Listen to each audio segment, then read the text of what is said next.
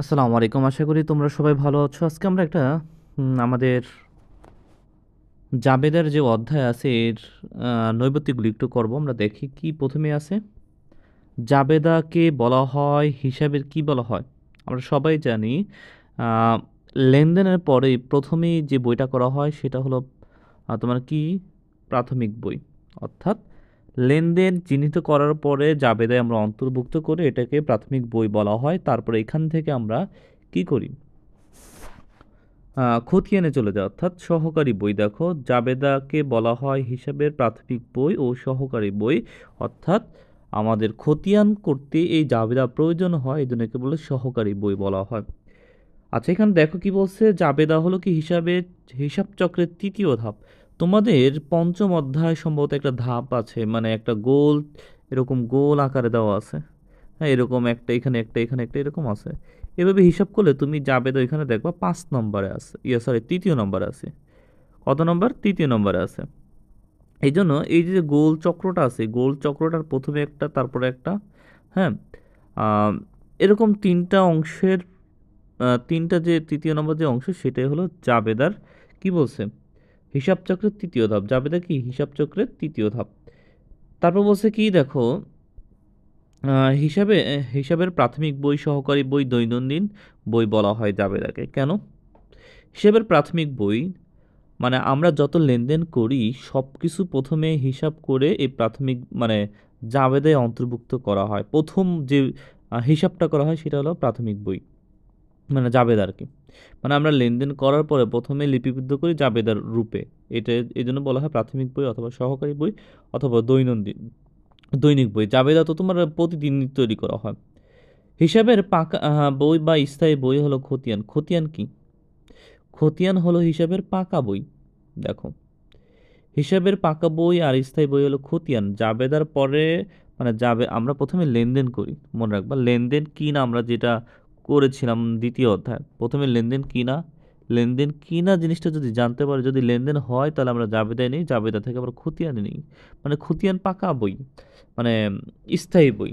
হিসাবের পাকা বই বা স্থায়ী বই বলা হয়। জাবেদা বই কি? হিসাব লিখন প্রক্রিয়ার প্রথম ধাপ। জাবেদা কি? ওই যে আমরা যেটা বললাম, আমরা লেনদেন কি না সেটা নির্ভর করার পরে যে একটা বইয়ের মধ্যে নিয়ে আসি, মানে একটা সিকোয়েন্সে নিয়ে আসি, ধারাবাহিকতায়, সেটা হলো জাবেদা বইয়ে। জাবেদার প্রাথমিক লিপিবদ্ধ হয় লেনদেন। দেখো, জাবেদায় প্রাথমিকভাবে লিপিবদ্ধ করা হয় লেনদেন। আচ্ছা, তারপরে পরে কি এসে আছে দেখি একটু। জাবেদা থেকে কি জানা যায়? জাবেদা থেকে জানা যায় হলো কি, মোট অর্থের পরিমাণ, ওই মাসের অথবা ওই দিনের মোট লেনদেনের সংখ্যা জানা যায়, লেনদেন সংঘটিত হওয়ার কারণও জানা যায়, সব কিছুই জানা যায়। জাবেদায় পাওয়া যায় লেনদেন সম্পর্কিত ব্যাখ্যা। দেখো জাবেদায় কি পাওয়া যায়? জাবেদায় পাওয়া যায় লেনদেন সম্পর্কিত ব্যাখ্যা। জাবেদায় কি পাওয়া যায়? লেনদেন সম্পর্কিত ব্যাখ্যা। ভবিষ্যতের রেফারেন্স বা প্রমাণ হিসেবে কাজ করে জাবেদা। মানে রেফারেন্স মানে কি? প্রমাণ। অর্থাৎ এই জাবেদাটা আমরা প্রথমে লেনদেন কি না সেটা হিসাব করি, লেনদেন যদি হয় তারপর জাবেদায় আনি। অর্থাৎ জাবেদার নিচে ছোট করে একটা বর্ণনা দেওয়া থাকে। অর্থাৎ এই জাবেদাকে বলা হয় রেফারেন্স অথবা প্রমাণ হিসেবে কাজ করে। জাবেদা কি? রেফারেন্স অথবা প্রমাণ। আচ্ছা, খতিয়ানে বাদ পড়ার সম্ভাবনা হ্রাস করে জাবেদা। খতিয়ানে বাদ পড়ার সম্ভাবনা, আমরা প্রথমে লেনদেন কিনা তারপরে আসি কি জাবেদা অন্তর্ভুক্ত করি, জাবেদা থেকে আমরা খতিয়ানে আনি। অর্থাৎ জাবেদায় যা যা অন্তর্ভুক্ত হবে তাই আমরা খতিয়ানে কনভার্ট করে দিই, মানে খতিয়ানে নিয়ে চলে আসি। এই জন্য খতিয়ানে বাদ পড়ার সম্ভাবনা হ্রাস করে কে? জাবেদা। অর্থাৎ জাবেদা থেকে যেহেতু খতিয়ান তৈরি হয়, অর্থাৎ কোনো এন্ট্রি বাদ পড়ার সম্ভাবনা নাই। জাবেদা থেকে খতিয়ান তৈরি হয় দেখে আমরা জাবেদা জাবেদা থেকে দেখা খতিয়ানে কনভার্ট করি। এই জন্য খতিয়ানের বাদ পড়ার সম্ভাবনা হ্রাস করে। জাবেদা থেকে নিশ্চিত হওয়া যায় সত্তার প্রয়োগ সম্পর্কে। অর্থাৎ জাবেদা মানে কি? জাবেদাও যা দ্বৈত সত্তাও তাই। অর্থাৎ দ্বৈত সত্তা বলতে কি দুইটা অংশ থাকে, একটা ডেবিট একটা ক্রেডিট। আর জাবেদা তো দুইটা অংশই থাকে, ডেবিট এবং ক্রেডিট।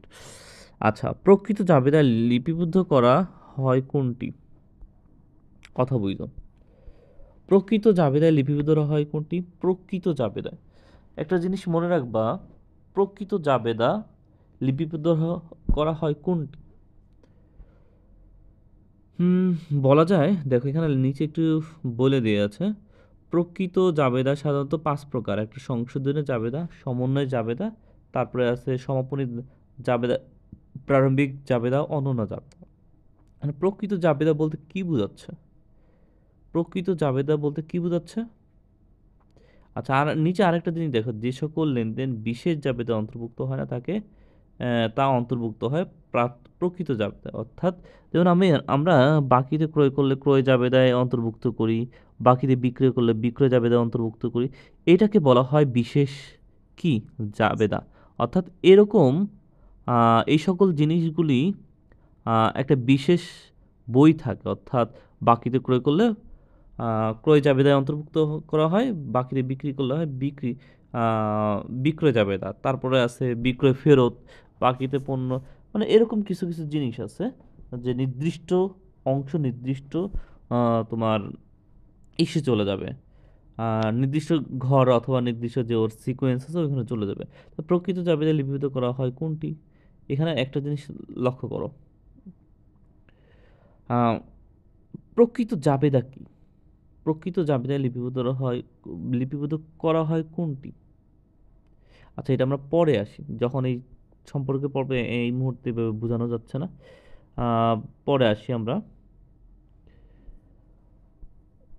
কি বলছে দেখো, ক্রয় জাবেদায় লিপিবদ্ধ হয় কোনটি?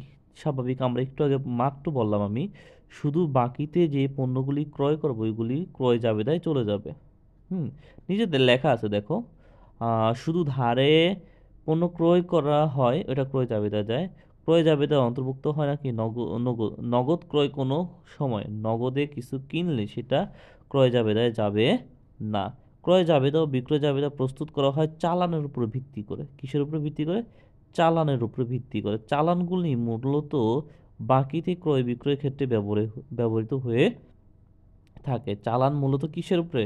বাকিতে ক্রয় বিক্রয়ের ক্ষেত্রে হয়ে থাকে। আর বিক্রয়ের উদ্দেশ্যে প্রতিষ্ঠান যা ক্রয় করে তাই কি পণ্য? বিক্রয়ের উদ্দেশ্য, মানে তুমি ধরো ফ্রিজ কিনছো, বাসার জন্য ফ্রিজ কিনলো, এটা তোমার জন্য সম্পদ, কিন্তু তুমি ফ্রিজের ব্যবসা করো।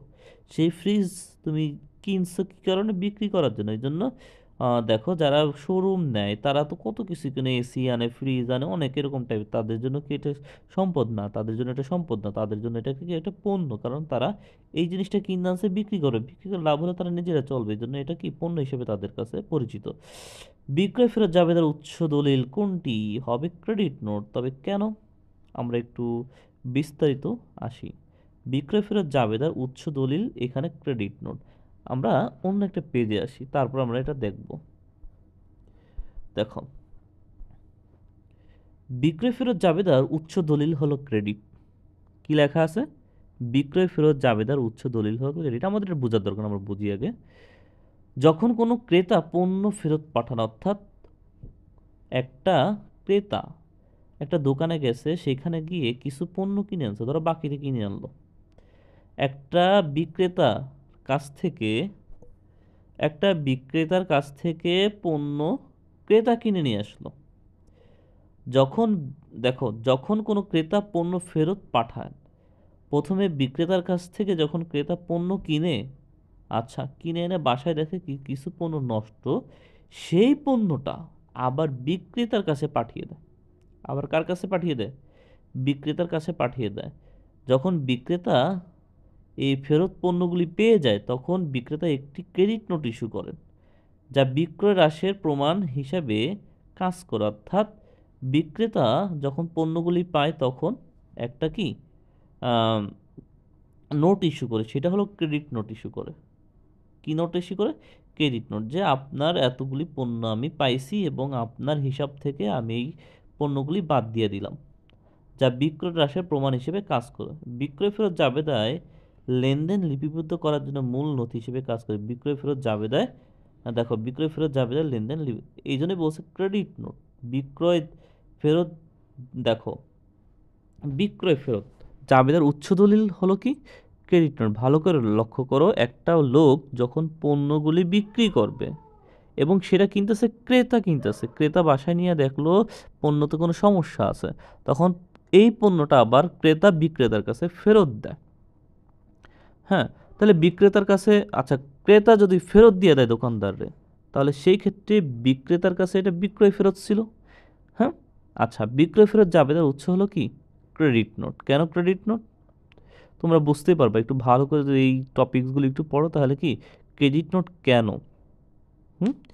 বিক্রেতা যখন পণ্য পায় ক্রেতার কাছ থেকে তখন তাদের বলে যে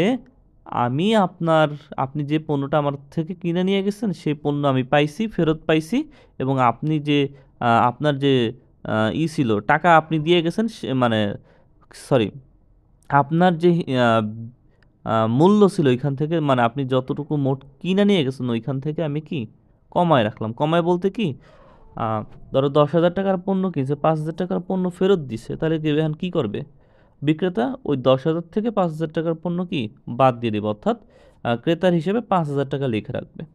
আশা করি তোমরা বুঝতে পারছো।